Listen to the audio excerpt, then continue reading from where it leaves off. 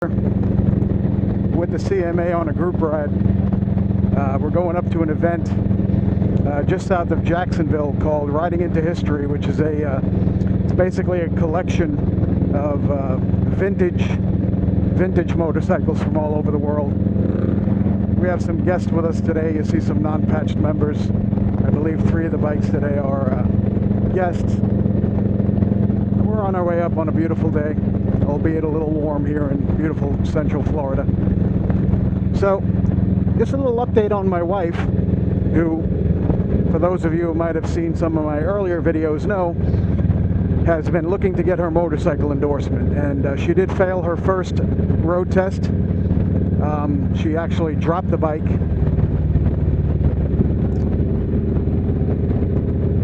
Failed because of dropping the bike, and retook the test about 10 days later, and she did pass. So we have another licensed motorcyclist amongst us.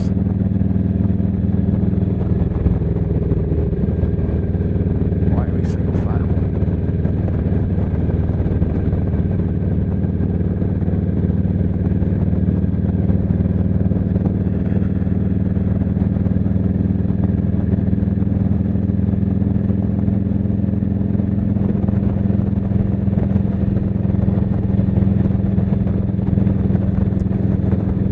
Beautiful country out here, all farmland.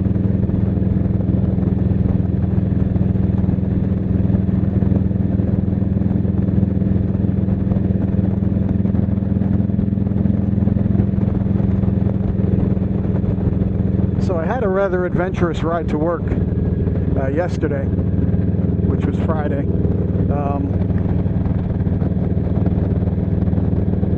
Now, the thing about my bike, I have a 99 Road King. And a reoccurring issue with this bike has been the fuel light.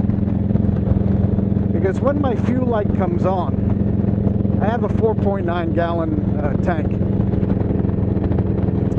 But when the fuel light comes on, there's still a little over 2 gallons in the tank.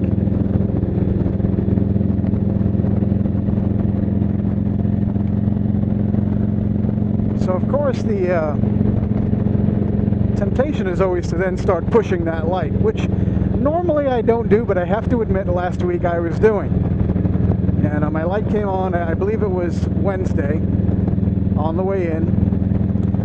And I usually know I'm safe for 3 trips back and forth to work, because work is about 12 or so miles from home. So made my 3 trips, which would have left me at work, and figured I would fuel up on the way home. But you know how things are. I was running late one night, feeling a little tired, figured I would push it, and figuring I had plenty of fuel. And I did in fact make it home. But then the next morning, which would have been the perfect time to fuel up, I had forgotten all about the fact that I had meant to fuel up the day before, and that was a big mistake. Because I was about 3/4 of a mile away from the job, and the bike just died. And I mean just died. You know that out of fuel feeling when it just kind of kaput. I happened to be coming up to a stop sign when it happened, so I didn't have a lot of momentum going. But it was enough to get off to the shoulder of the road. There was a little church there, and I pulled over onto the shoulder of the grass.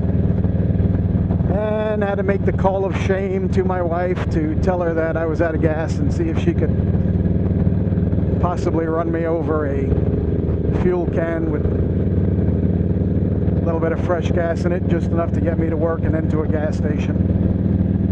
And as I did that, some guy comes pulling up on a lawnmower. The guy was a landscaper for the church, and he said, "Hey, are you okay?" Which is nice, because anyone who lives in Florida knows that people do not always look out for each other here. It's not the friendliest bunch of people down here. But this guy was just checking to see if I was all right, and I told him, "Yeah, I just ran out of gas. I have my wife coming." He said, "Don't worry about having her come. I have gas on my trailer." And the guy went over and brought over a gas can, and said, "Take whatever you need." And of course I just took about a half a gallon or so. try to give the guy $5, and he wouldn't take it. You know, he said that he believed that he introduced himself as Gilbert, and he said that his belief is that we all have to help each other out.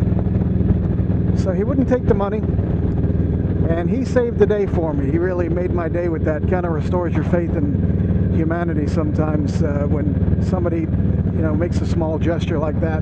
But he really did help me out of a bind. So you know, there's still good people out there, guys. When sometimes easy to get discouraged when you see some of the things that go on in the world, but there are people out there who are still willing to lend a hand, and people who have good hearts, and people who have good intention, and there are people who look out for, you know, their fellow brothers and sisters, and are there when you need them. So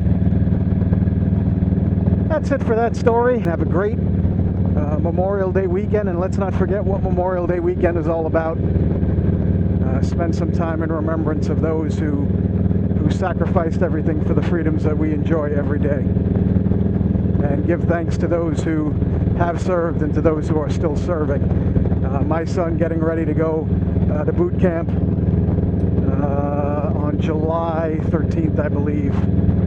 So, you know, these things all come closer and closer to home and closer to the heart. All right, guys, have a great weekend. Enjoy all those barbecues. This is Dawn of Dusk, signing off. Bye-bye.